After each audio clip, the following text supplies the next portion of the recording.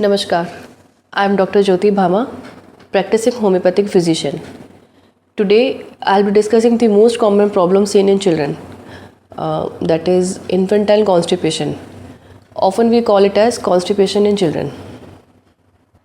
आजकल day to day practice में हम ये देख रहे हैं कि बच्चों में कब्ज़ की प्रॉब्लम बहुत ज़्यादा बढ़ती जा रही है।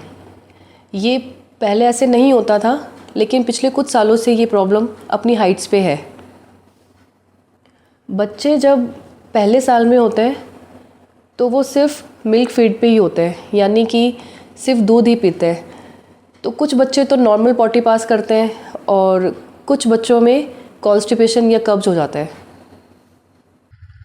उनको या तो मोशन आता नहीं है और आता भी है तो बहुत हार्ड मोशन होने लगता है, और ये हार्ड स्टूल होने की वजह से वो निकाल नहीं पाते। अगर निकालते भी हैं तो उन्हें बहुत पेन होने लगता है। तो बच्चा इस डर से भी कई बार पॉटी नहीं करता कि जैसे ही वो मोशन करेगा उसके एनल रीजन में कट्स लगेंगे और वो कट्स लगने से उसको बहुत पेन होगा। तो इस चक्कर में वो बच्चा उस मल को अंदर ही अंदर रखता है, और जितना मल अंदर रहता है उसका स्टूल और हार्ड आने लगता है, और हार्ड स्टूल आने से उसको बहुत पेन होता है। तो ये साइकिल धीरे धीरे चलते चलते एक सीवियर कॉन्स्टिपेशन का रूप ले लेती है। लेकिन सिर्फ पॉटी नहीं लगना कॉन्स्टिपेशन नहीं है। कई बार पेरेंट्स ये गलत डायग्नोस कर लेते हैं कि अगर उनका बच्चा 2-3 दिन मोशन नहीं कर रहा है तो वो कॉन्स्टिपेटेड है। ऐसा बिल्कुल नहीं है। इन्फेंट्स अगर 2-3 दिन मोशन नहीं करे और चौथे दिन अगर नॉर्मल सॉफ्ट स्टूल पास कर रहा है तो वो नॉर्मल फिजियोलॉजिकल फिनोमेना है। और अगर बच्चा दिन में 2-3 बार मोशन करता है और वो मोशन अगर ड्राई, बर्नट या छोटे छोटे गांठों जैसा स्टूल पास कर रहा है तो वो एक टिपिकल कॉन्स्टिपेशन का केस है। इसका मतलब ये है कि फ्रीक्वेंसी ऑफ स्टूल नहीं बल्कि क्वालिटी ऑफ स्टूल डिसाइड करता है कि बच्चा कॉन्स्टिपेटेड है या नहीं। तो एक टिपिकल कॉन्स्टिपेशन का केस कैसा होगा कि 2-3 दिन निकल जाते हैं, बच्चे को कोई अर्ज नहीं होती, लेकिन अब 4 दिन बाद उसके रेक्टम में पॉटी जमा होने लगती है। उस लार्ज एक्यूमुलेशन के कारण एक मैकेनिकल प्रेशर डेवलप होता है और उस प्रेशर से बच्चे को एक अर्ज होती है स्टूल पास करने की। लेकिन ये स्टूल अब बहुत ड्राई, बर्न स्टूल होता है। इस स्टूल से बच्चे के एनल रीजन में कट्स लगते हैं, और कट्स लगने के कारण एनल फिशर होने के चांसेस पूरे होते हैं। अब एनल फिशर क्या होता है? इन शॉर्ट, जब बच्चा हार्ड स्टूल पास करता है तो उनके एनल रीजन में क्रैक्स लग जाते हैं, और उन क्रैक्स में से ब्लीडिंग स्टार्ट होने लगती है और सीवियर पेन होने लग जाता है। तो ऐसी कंडीशंस में पेरेंट्स का पूरा फोकस एनल फिशर पे चला जाता है। वो कॉन्स्टिपेशन को तो भूल ही जाते हैं, क्योंकि अब कॉन्स्टिपेशन से बड़ा सरदर्द तो एनल फिशर हो गया है, और वो एनल फिशर का ट्रीटमेंट कराने लगते हैं। लेकिन एनल फिशर कभी ठीक ही नहीं होते, बस कुछ दिनों के लिए रिलीफ मिलता है और वापस हो जाता है। ऐसा क्यों? ऐसा इसलिए कि आप खुद ही सोचिए कि एनल फिशर हुआ ही क्यों है? कॉन्स्टिपेशन के कारण। तो जब तक आप कॉन्स्टिपेशन को ट्रीट नहीं करेंगे, एनल फिशर भी ट्रीट नहीं होगा। आप जैसे एनल फिशर को ट्रीट करेंगे वैसे ही कॉन्स्टिपेशन फिर से फिशर डेवलप कर देगा। तो यहाँ आपको जो कट्स लग गए हैं उनको तो ट्रीट करना ही है, साथ में कॉन्स्टिपेशन को भी ट्रीट करना है, क्योंकि यहाँ पे रूट कॉज है कॉन्स्टिपेशन। अब कॉन्स्टिपेशन का ट्रीटमेंट कैसे होगा? इसके लिए हमें कॉन्स्टिपेशन का भी रूट कॉज खोजना पड़ेगा। तो आइए देखते हैं कि इन्फेंटाइल कॉन्स्टिपेशन के क्या क्या रूट कॉजेज़ हो सकते हैं। Broadly, children can have 3 types of constipations. सबसे पहला है इडियोपैथिक कॉन्स्टिपेशन और functional constipation, constipation without a known cause, जहाँ किसी को नहीं पता कि कॉन्स्टिपेशन क्यों हुआ है, कैसे हुआ है। अब जब आपको रूट कॉज ही नहीं पता है तो आपको ट्रीटमेंट कैसे करेंगे? यहाँ पे होम्योपैथी में ये एडवांटेज है कि आपको रूट कॉज नहीं पता है, लेकिन आपके सामने साइन एंड सिम्टम्स तो हैं। आपके सामने ये तो है कि बच्चे को हार्ड स्टूल आ रही है या बर्न स्टूल आ रही है या गांठ जैसे स्टूल आ रही है। तो इन्हीं सिम्टम्स के बेसिस पे आप होम्योपैथी से इडियोपैथिक कॉन्स्टिपेशन, जो कि किसी को नहीं पता कैसे होता है, क्यों होता है, उसका भी इलाज पॉसिबल है। दूसरा टाइप होता है organic constipation. Constipation due to an underlying medical condition या एनी डिजीज़ लाइक हाइपोथायराइडिज्म और कंजेनाइटल एनोमली, और भी कई डिजीज़ की वजह से हो सकता है। तो तीसरे टाइप का कॉन्स्टिपेशन होता है जब बच्चे को प्रॉपर डाइट नहीं मिल पाती, और ये इन तीनों में से मोस्ट कॉमन होने वाला इन्फेंटाइल कॉन्स्टिपेशन है। तो अगर आपको बच्चे को इस टाइप की कॉन्स्टिपेशन से बचाना है तो हमें सबसे पहले समझना होगा बच्चों के डाइट के बारे में। तो सबसे पहले मैं आपको बताती हूँ कि किस टाइप की डाइट से बच्चा कॉन्स्टिपेटेड हो सकता है। इसमें सबसे पहले आता है फॉर्मूला मिल्क। जिन बच्चों को मदर्स मिल्क की जगह फॉर्मूला मिल्क दिया जाता है उन बच्चों में कंपैरेटिवली कॉन्स्टिपेशन ज़्यादा देखने को मिलता है, क्योंकि फॉर्मूला मिल्क में आयरन या कुछ प्रोटीन का अमाउंट ज़्यादा होता है जो कि बच्चों के डाइजेस्टिव ट्रैक्ट पे भारी पड़ सकता है। सेकेंड रीज़न है इनएडिक्वेट फ्लूइड इनटेक। बच्चे को पर्याप्त मात्रा में पानी नहीं देना। जब बच्चा सॉलिड खाना स्टार्ट कर देता है तो उसको पर्याप्त मात्रा में पानी देना बहुत ज़रूरी होता है। ऐसे में अगर पानी की कमी हो जाए तो बच्चे की स्टूल बहुत हार्ड आने लगती है और उसको पास करने में बहुत प्रॉब्लम होती है। तो थर्ड पॉइंट है एक्सेस डेयरी प्रोडक्ट्स। अगर बच्चे को ज़रूरत से ज़्यादा दही, पनीर या गाय का दूध देने लग जाएं तो ये सारे प्रोडक्ट्स बच्चे के डाइजेस्टिव प्रोसेस को स्लो डाउन करके बच्चे को कॉन्स्टिपेटेड बना सकते हैं। फोर्थ पॉइंट है लो फाइबर सॉलिड फूड। जब बच्चा सॉलिड फूड स्टार्ट करता है जैसे कि चावल का पानी, सेब, केला या आलू, इन सब में फ़ाइबर की मात्रा बहुत कम होती है। तो कम फाइबर की मात्रा होने से इंटेस्टाइनल मूवमेंट्स स्लो डाउन हो जाता है जो कि कॉन्स्टिपेशन कर सकता है। फिफ्थ पॉइंट है potty training before the right time. मतलब आजकल कुछ मदर्स अपनी सुविधा के लिए बच्चे को सही समय से पहले ही पॉटी ट्रेनिंग देने लग जाती है कि आपको पर्टिकुलर टाइम पे ही पॉटी करनी है। ऐसे में क्या है, बच्चों को एक साइकोलॉजी सेट हो जाती है कि उसको पॉटी आ भी रही होती है लेकिन वो उसको होल्ड करने लगता है। अब इस होल्ड के कारण स्टूल बहुत हार्ड आने लगता है, उसको बहुत मुश्किल हो जाती है पॉटी करने में। तो ये केस धीरे धीरे इन्फेंटाइल कॉन्स्टिपेशन की तरफ चला जाता है। सिक्स पॉइंट है ओवर एडमिनिस्ट्रेशन ऑफ मिल्क, कि हम बच्चे को बार बार दूध ही पिलाते रहते हैं, इससे भी बच्चे को कॉन्स्टिपेशन हो जाता है। तो अब हम देखते हैं कि किस तरह की डाइट मेंटेन करने से या किन किन चीज़ों का ध्यान रखने से हम अपने बच्चे को कॉन्स्टिपेशन से बचा सकते हैं। तो सबसे पहले जब तक पॉसिबल हो हमें बच्चे को मदर्स मिल्क पे ही रखना चाहिए, और अगर किसी भी कंडीशन में मदर्स मिल्क नहीं मिल पा रहा है तो ही हमें फॉर्मूला मिल्क देना चाहिए। अगर फॉर्मूला मिल्क देने से बच्चे को कॉन्स्टिपेशन हो रहा है तो तुरंत हमें डॉक्टर से कंसल्ट करके उस फॉर्मूला मिल्क को चेंज करना चाहिए। सिर्फ 1 से 6 महीने तक का बच्चा एक्सक्लूसिवली मिल्क फीड पे रहेगा, और 6 महीने से 1 साल तक का बच्चे को हम 80% मिल्क प्लस 20% हम सॉलिड फूड पे रखेंगे। और जब हम सॉलिड फूड स्टार्ट करते हैं तो हमें सफिशिएंट अमाउंट में पानी पिलाना भी ज़रूरी है। और सॉलिड फूड देते समय हम ये ध्यान रखेंगे कि उस फूड में फ़ाइबर की मात्रा अच्छी हो। एक्सेस में डेयरी प्रोडक्ट्स नहीं दें। डेयरी प्रोडक्ट से क्या, बच्चे को कुछ भी ज़रूरत से ज़्यादा नहीं देना चाहिए। तो सभी चीज़ें नपी तुली होनी चाहिए। पॉटी ट्रेनिंग में भी कोई जल्दबाजी नहीं करनी है। कम से कम 1.5 से 2 साल के बाद ही हमें पॉटी ट्रेनिंग देनी चाहिए। तो ये तो बात हो गई बेबीज़ के डाइट की। अब जो बच्चे मदर्स मिल्क फीड पे हैं उन मदर्स की डाइट भी बच्चों के डाइट के इक्वली इम्पॉर्टेंट है। मैं तो कहूँगी कि उससे ज़्यादा इम्पॉर्टेंट है। तो मैं अपने पेशेंट्स को यही कहती हूँ कि सबसे पहले मदर्स अपनी डाइट का ध्यान रखें। जो फीडिंग मदर्स है उनको अपनी डाइट में लिक्विड इनटेक पे ध्यान देना बहुत ज़रूरी है। कुछ भी जैसे पानी, दूध, छाछ, जूस, कैसे भी करके उनको अपना लिक्विड इनटेक बढ़ाना चाहिए, क्योंकि मदर्स मिल्क प्रोडक्शन में लिक्विड एक बेसिक मटेरियल है। माँ खाना खा रही है, सब कुछ अच्छा है, लेकिन उसके खाने में अगर लिक्विड इनटेक नहीं हो तो सब कुछ गड़बड़ हो जाएगा। अब उससे क्या होगा कि दूध या तो बनेगा ही नहीं या बहुत कम बनेगा, और अगर बनेगा भी तो बहुत गाढ़ा बनेगा, और अगर उस दूध को बच्चा पिएगा तो उसको पचाने में बहुत मुश्किल होगी, और ऐसे में कॉन्स्टिपेशन होने के पूरे चांसेस हैं।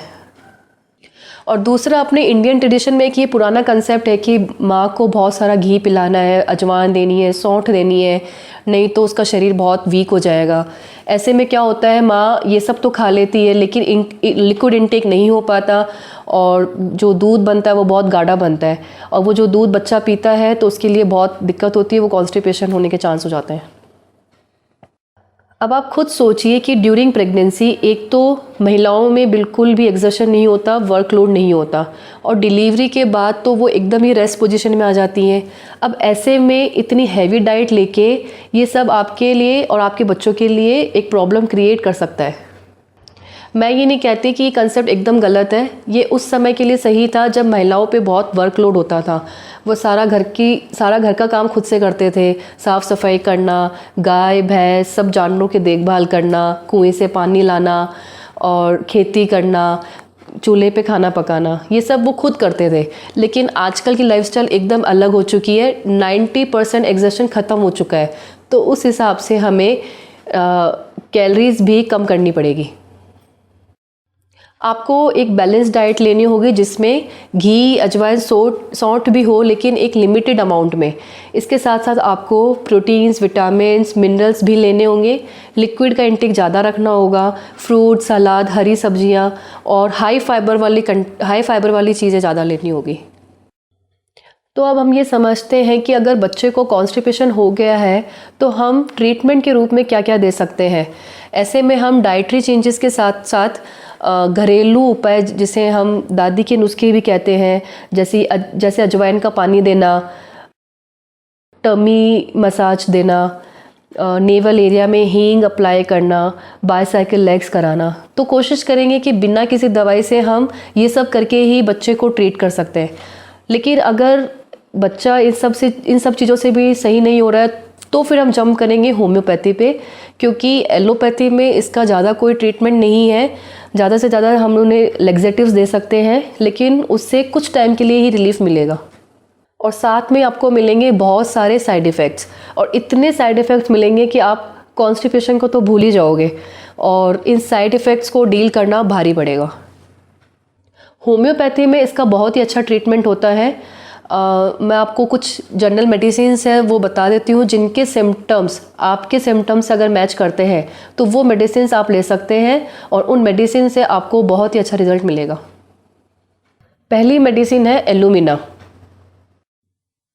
अगर आपका बेबी कॉन्स्टिपेटेड है, बहुत ही ड्राई और हार्ड स्टूल पास कर रहा है, या नॉटी स्टूल पास कर रहा है, छोटी छोटी गांठों जैसी पॉटी पास कर रहा है, और या वो इतनी हार्ड और ड्राई है कि बच्चा उसको पास करने में बहुत मुश्किल से कर रहा है, उसको बहुत ज़ोर लगाना पड़ रहा है, इतना ज़ोर लगाना पड़ रहा है कि उसका फेस ही लाल हो जाता है पॉटी करते टाइम, तो ऐसी सिचुएशन में एलुमिना बहुत अच्छा काम करेगी। इसके साथ साथ अगर बच्चे को कभी अर्ज ही नहीं होती, उसको प्रेशर ही नहीं बनता, बेबी को एक टेंडेंसी रहेगी स्टूल विद होल्ड करने की, वो पॉटी दबा के रखेगा, और जितना रोक के रखेगा उतना ही कॉन्स्टिपेशन और बढ़ता जाएगा। तो कॉन्स्टिपेशन के अलावा भी उसकी स्किन ड्राई रहेगी, उसका मुंह सूखा रहेगा, गला सूखा रहेगा, मतलब पूरी बॉडी में उसका मॉइस्चर की कमी रहेगी। एलुमिना के बच्चे का मेंटल प्रोसेस काफ़ी स्लो रहेगा, उनकी काफ़ी डल और स्लगिश अपीयरेंस होगी, और कंसंट्रेशन प्रॉब्लम भी रहेगी। और अगर ये सारे सिम्टम्स शाम होते होते या रात को बढ़ने लगेंगे तो ये एलुमिना की ड्रग पिक्चर आपके सामने है। अगर आपको लगता है कि आपके सिम्टम्स इससे मैच कर रहे हैं तो आप अपने एलुमिना 30 की डोज दे सकते हैं। नेक्स्ट मेडिसिन आती है ब्राइनिया एल्बा। इसमें भी कॉन्स्टिपेशन के सेम सिम्टम्स रहेंगे, ड्राई स्टूल होगी, उसको पास करने में डिफ़िकल्टी होगी, लेकिन इसमें बेबी को स्पेशली एनल रीजन में ड्राइनेस फील होगी। बच्चा बहुत ही ज़्यादा चिड़चिड़ा हो जाएगा, वो बस एक जगह बैठा रहेगा, क्योंकि कोई मूवमेंट नहीं करेगा, क्योंकि मूवमेंट करते ही उसकी पॉटी की जगह बहुत सीवियर पेन होगा। बच्चे को बहुत ज़्यादा प्यास लगेगी, और वो बार बार ठंडा पानी पीने को मांगेगा। चिड़चिड़ापन इतना बढ़ जाएगा कि वह अकेले रहने की डिमांड करेगा कि मुझे अकेला छोड़ दो। थोड़ी सी भी डिस्टर्बेंस उसको बर्दाश्त नहीं होगी। इसमें कॉन्स्टिपेशन के साथ साथ फीवर भी आ सकता है और ये सारे सिम्टम्स मॉर्निंग के टाइम ज़्यादा परेशान करेंगे और रेस्ट करने से बच्चे को आराम मिलेगा। थर्ड मेडिसिन है नक्स वोमिका। देखिए सभी मेडिसिन्स में कॉन्स्टिपेशन के सिम्टम्स ऑलमोस्ट सेम ही रहेंगे, तो आपको बाकी के सिम्टम्स देखते हुए मेडिसिन सेलेक्ट करनी पड़ेगी। तो इस मेडिसिन में सेम कॉन्स्टिपेशन के सिम्टम्स के साथ साथ बच्चे को बार बार इनएफिक्चुअल अर्जिंग होगी। इसका मतलब जैसे बच्चा बार बार बोलेगा कि पॉटी आ रही है, लेकिन जब आप उसको पॉटी कराने के लिए लेके जाएंगे तो पॉटी नहीं आएगी और ऐसा फ्रिक्वेंटली होता रहेगा। ये मेन सिम्टम है नक्स वोमिका का। और इसमें भी ब्रायनिया अल्बा की तरह बच्चा चिड़चिड़ा रहेगा और हर छोटी छोटी बातों पे गुस्सा करेगा, लेकिन इसके साथ साथ बच्चा परफेक्शनिस्ट पर्सनालिटी का होगा। वह हर काम एकदम परफेक्शन में ही करके मानेगा। नक्स वोमिका का एक और टिपिकल सिम्टम है कि जैसे ही आपने बच्चे को हैवी फूड या स्पाइसी फूड खिलाया वैसे ही वो कॉन्स्टिपेटेड हो जाएगा। इसके बाद एक मेडिसिन आती है कैलकेरिया कार्ब। इसमें बच्चा कॉन्स्टिपेशन के साथ साथ बहुत ज़्यादा क्वांटिटी में हार्ड स्टूल पास करेगा और कैलकेरिया कार्ब का बच्चा बहुत ही चबी थुलथुला सा होगा, along with the tendency to gain weight easily. Baby cold temperature के लिए बहुत सेंसिटिव होगा। उसको ठंडी हवा, एसी में रहना, कोल्ड ड्रिंक्स पीना बिल्कुल पसंद नहीं होगा, लेकिन इसके साथ साथ उसको पसीने भी खूब आएंगे और स्पेशली सोते समय उसको सर पे इतने पसीने आएंगे कि उसका पिल्लो बिल्कुल गीला या डैम्प हो जाएगा। कैलकेरिया कार्ब के बच्चे को एग्स खाने की बहुत मन में आएगी और वो नॉन न्यूट्रिटिव आइटम्स जैसे चौक, मिट्टी, ये सब खाएगा। और ये बहुत ही डरपोक किस्म का बच्चा होता है। बहुत छोटी छोटी बातों पे डर जाएगा, हमेशा चिंतित रहेगा, बहुत सारी नर्वस हो जाएगा, हमेशा आपसे अपनी सिक्योरिटी चाहेगा और उसको फिज़िकल एक्सर्शन बिल्कुल पसंद नहीं होगा। थोड़ा सा एक्सर्शन करते ही उसके सारे सिम्टम्स गड़बड़ाने लगेंगे। नेक्स्ट मेडिसिन है लाइकोपोडियम। इस मेडिसिन में बच्चों को कॉन्स्टिपेशन के साथ साथ ब्लॉटिंग फील होगी, उसका पेट टाइट रहेगा और ऐसा लगेगा कि कोई गैस से भरा हुआ गुब्बारा हो और वो फ्रिक्वेंटली गैस पास भी करता रहेगा। उसको हमेशा लगेगा कि उसका पेट भरा हुआ है, लेकिन वो स्वीट्स के लिए काफ़ी डिमांड करेगा और वो चीज़ खाना बिल्कुल पसंद नहीं करेगा जिसको डाइजेस्ट करने में उसको परेशानी हो। एक टिपिकल लाइकोपोडियम के बेबी के ज़्यादातर सिम्टम्स राइट साइडेड होंगे। जैसे उसका पेट में दर्द होगा तो राइट साइड में होगा, हाथ में दर्द होगा तो राइट साइड में होगा। ये बच्चे स्पेशली लेट आफ्टरनून या इवनिंग में ज़्यादा परेशान करते हैं। और अगर मेंटल स्टेट की बात करें तो लैक ऑफ कॉन्फिडेंस या फियर ऑफ रिस्पॉन्सिबिलिटी, ये दोनों ही लाइकोपोडियम के मार्क सिम्टम्स हैं। इन बच्चों का सेल्फ कॉन्फिडेंस बहुत लो होता है। ये बहुत शर्मीले किस्म के बच्चे होते हैं, लेकिन वो कभी भी ये शो नहीं करते कि वो लो कॉन्फिडेंट है, लेकिन अंदर से बिल्कुल डरपोक नारियल की तरह, जैसे कि बाहर से दिखने में बहुत हार्ड लेकिन अंदर से बिल्कुल सॉफ्ट। और ये बच्चे इतने मैनिपुलेटिव होते हैं कि वो जो अंदर का डर है उसको कभी भी आपको शो नहीं करेंगे। इसीलिए लाइकोपोडियम के बच्चों को पहचानना बहुत ही मुश्किल हो जाता है, क्योंकि बाकी मेडिसिन के सिम्टम्स तो आपको सामने दिखाई देते हैं, लेकिन लाइकोपोडियम का बेबी आपको उसके एक्चुअल सिम्टम्स को तो शो ही नहीं होने देगा। आपको सामने जो दिख रहा है वो है ही नहीं, एक्चुअल में बात कुछ और ही है। इसके लिए आपको लाइकोपोडियम के बेबी के सिम्टम्स बहुत डीपली डिग आउट करके उसको मैनिपुलेटिव बच्चे को और मैनिपुलेट करके निकालने पड़ेंगे, जो कि इजी नहीं है। ये एक एक्सपर्ट होम्योपैथी कर सकता है। इसके अलावा एक और मेडिसिन आपको मैं बता देती हूँ, वो है सल्फ़र। इसमें बच्चा कॉन्स्टिपेशन के साथ साथ ईचिंग और बर्निंग की कंप्लेंट करेगा, स्पेशली एनल रीजन में, और उसकी पॉटी में बहुत ज़्यादा पंजेंट स्मेल आएगी, बहुत ही स्ट्रॉन्ग एंड अनप्लेजेंट स्मेल। और ये सारे सिम्टम्स मॉर्निंग में और गर्माहट में वर्स होते जाएंगे। बच्चे को वार्मथ बिल्कुल पसंद नहीं होगी, वो जब भी अपने बिस्तर में जाएगा तो उसको बहुत प्रॉब्लम होगी, वो हमेशा कूलर टेम्परेचर प्रेफर करेगा। और अगर मेंटल स्टेट की बात करें तो वो बहुत ही क्रिएटिव होगा, इमेजिनेटिव होगा, मतलब एक इंटेलिजेंट बच्चा होगा। और एक सल्फ़र का बहुत ही कैरेक्टरिस्टिक सिम्टम है कि सल्फ़र बेबी बहुत ही झक्की किस्म का होता है। झक्की इन द सेंस उसको एट अ टाइम अगर किसी भी एक चीज़ की झक सवार हो गई, जैसे अगर आप उसको टॉयज़ में इंटरेस्ट आ गया तो वो सब चीज़ें छोड़ के बस टॉयज़ के पीछे पड़ जाएगा। फिर थोड़े दिनों बाद अगर उसको कपड़ों में इंटरेस्ट आ गया तो बस ऑल द टाइम अपनी ड्रेसिंग पे ध्यान देगा। कार्टून्स में इंटरेस्ट आ गया तो बस कार्टून्स ही कार्टून्स देखेगा। स्टडीज़ में आ गया तो बस सारे दिन स्टडीज़ ही करता जाएगा, लेकिन उसके थॉट्स और एक्शंस थोड़े से डिसऑर्गेनाइज्ड होंगे। So I have shown you the drug picture of 6 medicines. If your child's picture matches with those drug picture, then in that case that medicine can prove to be a lifesaver for him. तो आशा करती हूँ कि infantile constipation की एक superficial knowledge आपको मिल गई होगी, जो कि एज अ पेरेंट आपके लिए सफिशिएंट है। और अगर इसके अलावा भी आपको कोई क्वेरी है तो आप प्लीज़ कमेंट सेक्शन में बताइए। I will try to help you as much as possible. धन्यवाद।